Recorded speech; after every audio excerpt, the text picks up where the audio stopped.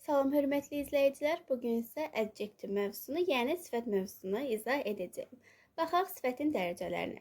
Deməli, ingilis dilində sifətin 3 dərəcəsi var. 1. Pozitiv adi dərəcə, komparativ müqayisə dərəcəsi, superlativ üstünlük dərəcəsi. Gəlin ilk öncə pozitivə, yəni adi dərəcəyə baxaq.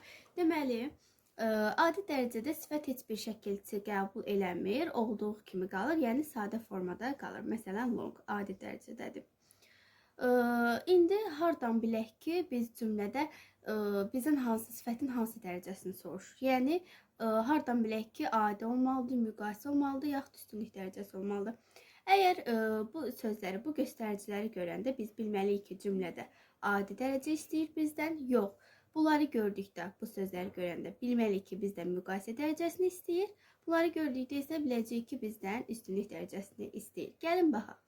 Deməli, cümlədə as, not as, not so as, so, such, quite, rather, too, very, enough kimi sözləri gördükdə biləcəyik ki, burada adi dərəcə olmalıdır nöqtələrin yerinə. Bunların hər birisinin mənasını yazmışam, baxaq. As bənzətmədir, not as, not so as fərqləndirmədir, inkarlıq bildirir. So, such, elə, belə, quite, tamamilə, rather, daha, too, very, çox, enough da kifayət qədər deməkdir. Enough haqqında bir şey də nəzərinizə çatdırım. Burada qeyd eləmişim kiçik qeyd. Deməli, enough isimdən əvvəl və sifət və zərfdən sonra işlənir. Buna diqqət edək. Gəlin baxaq komparativ, yəni müqayisə dərəcəsinə. Müqayisə dərəcəsi necə düzəlir? Müqayisə dərəcəsində tək hecaların sonuna çox hecaların sonuna isə əlavə etməklə düzəlir. Yəni, biz tək hecalı sözlərdə sözün sonuna, moru isə sözün çox hecalı sözlərdə isə qarşısına əlavə edirik. Müqayisə dərəcəsinin ən çox testlərdə istifadə olunanı zəndir. Daha çox zəndən istifadə olunur. Deməli, zəni görəndə biləcəyik ki, burada müqayisə dərəcəsidir. Bunlar da həmçinin ona aiddir, lakin daha çox testlərdə zəndən istifadə olunur. Deməli, zən, much, a lot, a little, bit, far.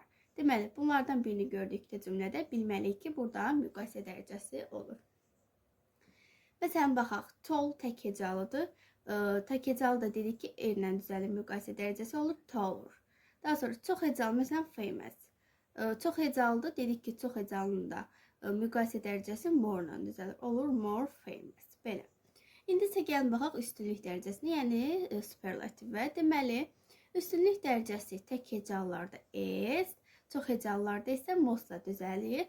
Lakin bir şey diqqət edək ki, burada C artiklı mütləq olmalıdır. The as, the most. Gördünüz? Aha. Baxaq. Dedik ki, tək hecalılarda as, çox hecalılarda most artiklımızı unutmuruq. Məsələn, tall tək hecalıdır. Üstünlük dərəcəsini düzəltmək üçün s əlavə etmişik sonuna. Qarşısına isə mütləq artiklımızı yazırıq. Həmçinin burada famous sözündə çox hecalıdır sözümüz. Üstünlük dərəcəsini düzəltmək üçün qarşısına the most əlavə edirik. Mütləq artikl olmalıdır. Sonra baxaq göstəricilərinə. Deməli, göstəricilər də dedik ki, bunları məsələn biz cümlədə görəndə bunlardan birini biləcəyik ki, orada üstünlük dərəcəsi olmalıdır. Məsələn, is, on, at, among, one of all, has, have, ever. Daha çox cümlələrdə test topusunda amongdan istifadə olunur. Deməli, gəlin yenidən baxaq. Deməli, uşaqlar dedik ki, sifətin 3 dərəcəsi var. Pozitiv, komparativ, superlativ. Deməli, adi dərəcədə sifət olduğu kimi qalır, sadə formada olur. Dedik ki, bu göstəriciləri, bu bağlayıcıları görəndə bilməliyik ki, cümlədə adi dərəcə olmalıdır. Adi dərəcəli sifət olmalıdır. Müqayisə dərəcəsinə gələk. Müqayisə dərəcəsi dedik ki, tək hecalılarda sonuna çox hecalılarda isə qarşısına more əlavə etməklə düzəlir. Hardan biləcəyik ki, müqayisə dərəcəsidir? Deməli, bu sözlərdən, bu bağlayıcılardan birini gördükdə biləcəyik ki, cümlədə müqayisə dərəcəli sifət olmalıdır. Gəlirik üstünlük dərəcəsinə superlativ. Üstünlük dərəcəsində dedik ki, tək hecalılarda da s, çox hecalılarda isə the most-la düzəlir. Mütləq artiklımız olmalıdır. Baxaq nümunələrimizə. Deməli, sözümüz tək hecalıdır. artiklımızı qoyuruq, s-imizi yazırıq. Sözümüz çox hecalıdır. The most, deməli artiklımızı qoyuruq, most sözünü də qarşısına əlavə edirik. Hardan biləcəyik ki, üstünlük dərəcəsidir? Deməli, bu sözlərdən birini gördükdə cümlədə bilməliyik ki, orada üstünlük dərəcəsi olmalıdır. Gəlin, indi isə baxaq kökündən dəyişən. İsə keçək kökündən dəyişən sifətlərə. Kökündən dəyişən sifətlər nədir? Biz dedik ki, sifətin adi dərəcəsində sifət olduğu kimi qalır. Müqayisədə erlə, morla düzəlir. Üstünlükdə də s, də mosla düzəlir.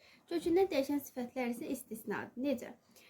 Deməli, digər sifətlərdən fərqli olaraq burada gördüyünüz 4 sifətin müqayisə və üstünlük dərəcəsi kökündən dəyişmə yolu ilə düzəlir. Baxaq deyəcəm. Məsələn, birinci baxaq yaxşı sözümüzə. Good. Deməli, müqayisə dərəcəsində olur better, üstünlük dərəcəsində olur the best. Pis. Adi dərəcədə bad, müqayisədə worse, üstünlük dərəcəsində isə the worst. Daha sonra baxaq çox. Adi dərəcədə many, much, müqayisə dərəcəsində more, üstünlük dərəcəsində isə the most olur. Az, adi dərəcədə a little, daha doğrusu little, müqayisə dərəcəsində less, üstünlük dərəcəsində isə the least olur. Yəni, bu 4 dənə sifətimiz istisnadır. Onların dərəcələri kökündən dəyişmə yolu ilə düzəlir. Bu qədər.